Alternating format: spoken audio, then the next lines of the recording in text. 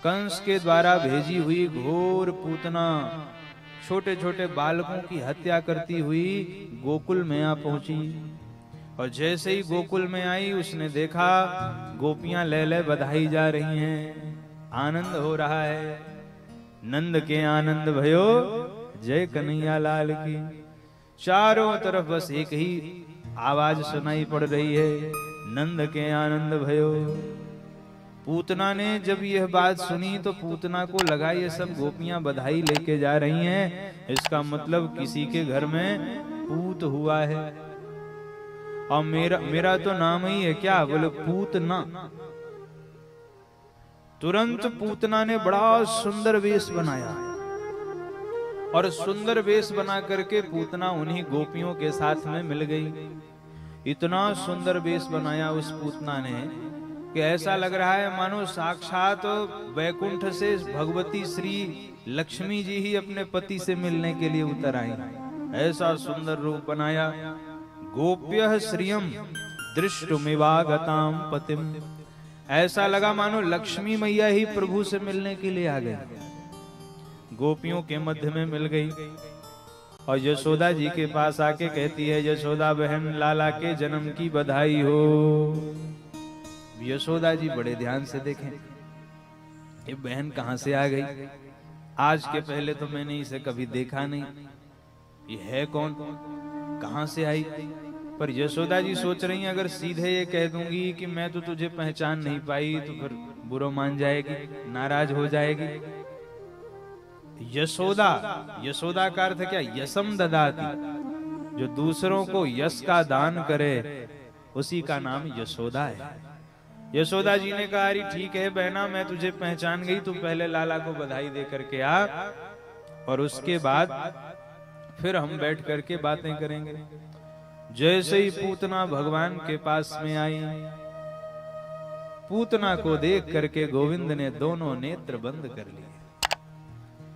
विबुध्यतां बालक मारिकाग्रहम् चराचरात्मा सनिमीलिते क्षणः। दोनों आंखें भगवान ने बंद कर दी, मानो भगवान कह रहे हैं, देखिए पूतना कपट वेश बना के आई है और भगवान कहते हैं तुम जैसे हो वैसे ही मेरी शरण में आ जाओ तो मैं स्वीकार कर लूंगा, लेकिन हो कुछ और बन के कुछ और आओगे तो मैं कभी भी तुम्हें स्वीकार नहीं करूंगा। इसी को कपट कहते हैं। हम जैसे हैं वैसे ही भगवान के शरण में चले जाएं, इसको सरलता कहते हैं। और हम जैसे हैं वैसे न बन के बड़े अच्छे बन के भगवान के सामने जाएं, इसको कपट कहते हैं, इसको कुटिलता कहते हैं। और भगवान का तो एक सिद्धांत है, निर्मल मन जन सो मोहि पावा। निर्मल मन जन सो मोहि पावा। मोहि कपट छल छिद्र न भावा। मोहि कपट छल छिद्र न भावा। मोहि कपट छल छिद्र न भावा।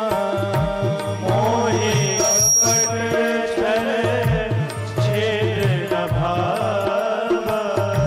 निर्मल मन जन सो मोहि पावा।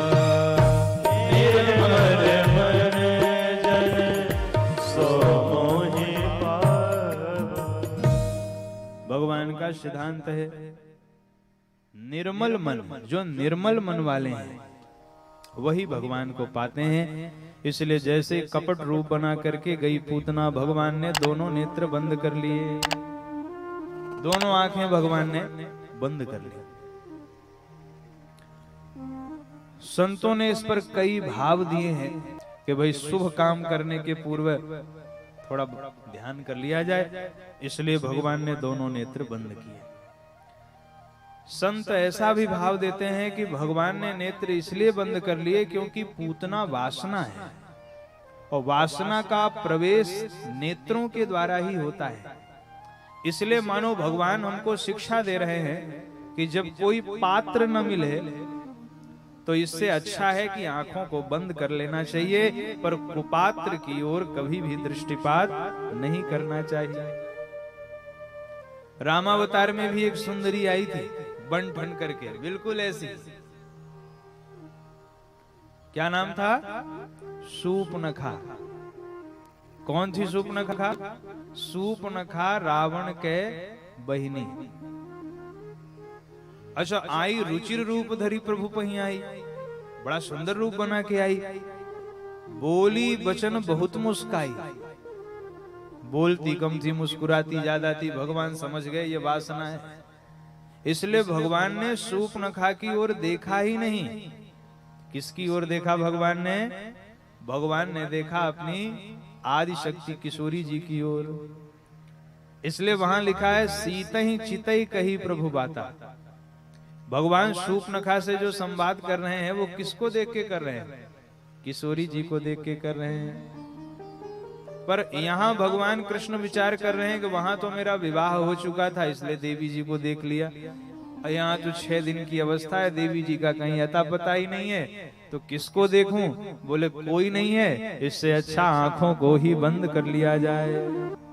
उसी समय पूतना ने, भगवान सुखदेव जी वर्णन कर रहे हैं कि राजन, पूतना ने सामान्य बालक समझ करके, जैसे कोई रस्सी समझ के सांप को उठा ले, उठाना हो रस्सी और गलती से सर्प को उठा ले, ऐसे ही सामान्य बालक समझ करके पूतना ने जगतपति को ही उठा लिया। जैसे ही भगवान को उठा करके अपने स्तन का पान कराने लगी, भगवान ने पहले तो उसके विष का पान किया, उसके बाद भगवान ने उसके दुग्ध का पान किया, और विष का पान, दुग्ध का पान करने के बाद भगवान उसके प्राणों का ही पान करने लगे। जब भगवान प्राणों का पान करने लगे, बड़ी जोर से चिल्लाई, सामंच मुंचालमिति प्रभाषिणी। प्रभाषिणी बड़ी जोर से चिल्लाई, अरे छोड़ दे, छोड़ दे। भगवान ने कहा, मौसी जी यही तो मुझे आता नहीं है, पहले हम किसी को पकड़ते नहीं हैं, और एक बार अगर पकड़ लिया तो फिर उसे जीवन में कभी छोड़ते भी नहीं है। मानो पूतना क्या कह रही है? सामुंच, मुक्त कर दे। भगवान ने कहा, मौसी जी अब तो मुक्त करके ही हम आपको छोड़ेंगे। भगवान ने प्राणों का पान कर लिया, पूतना धड़ाम से गिरी, और पूतना के गिरने से 6 कोस तक के सारे वृक्ष चकनाचूर हो गए। पतमानोपि तद्देह स्त्रिगभ्युत्यंतर द्रुमान चूर्णयामास राजेंद्र महदासी तदद्भुतम। पूतना के गिरने से 6 कोस तक के सारे वृक्ष चकनाचूर हो गए। उसी समय यशोदा जी और सब आई, देखा कि पूतना तो मरी हुई पड़ी हुई है, और पूतना के वक्ष स्थल पर भगवान कृष्ण लीला कर रहे हैं, क्रीड़ा कर रहे हैं। तो ग्वाल बाल कान के पास से सीढ़ी लगा करके पूतना के ऊपर चढ़ गए, भगवान को वहां से लेकर के नीचे उतरे।